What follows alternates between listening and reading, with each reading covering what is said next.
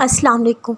جب وہ تمہیں چیز مل نہیں پاتی جو تم چاہتے ہو، اللہ تمہیں اس سے نواز دیتا ہے جسے پانے کا تم تصور بھی نہیں کر سکتے۔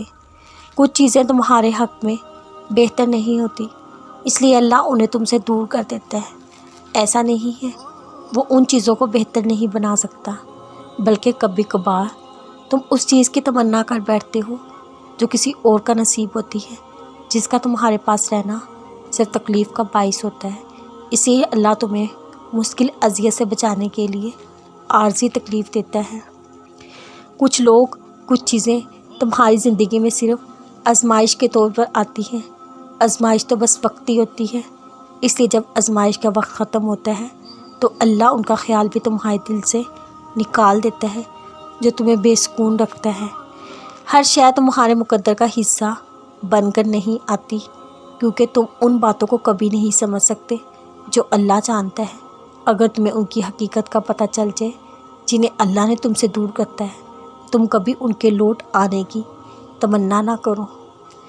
مصلحتوں کو سمجھنے سے زیادہ ضروری ان مصلحتوں پہ یقین رکھنا ہوتا ہے۔ جیسے تم اللہ کو مان سکتے ہو مگر جان نہیں سکتے، اس کو ماننا ہی سب سے ضروری ہے، کیونکہ اس کی ذات تمہاری سوچ سے بہت وسیع ہے۔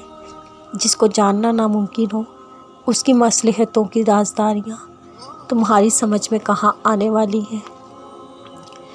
غم سے تو زندگی کی لذت ہوتی ہے۔ امتحان اللہ انہی کا لیتا ہے جن سے وہ بے پناہ محبت کرتا ہے۔ جانتے ہو کیوں؟ تاکہ وہ انہیں چن لے، اپنا بنا لے۔ جن کو وہ چن لیتا ہے انہیں کسی اور کا نہیں ہونے دیتا، اس لیے وہ ان چیزوں کو تم سے دور کر دیتا ہے جو تمہارے اور اس کے درمیان فاصلہ حائل کرتی ہے۔ یوں اختتام میں وہ رہ جاتا ہے اور تم رہ جاتے ہو۔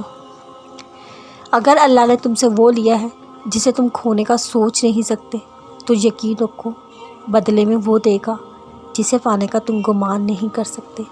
وہ تو ان کو بھی خالی ہاتھ نہیں رہنے دیتا جو اس سے مانگتے ہی نہیں، پھر وہ تمہاری دعا کے لیے اٹھائے گئے ہاتھوں کو کیسے خالی رہنے دے سکتا ہے۔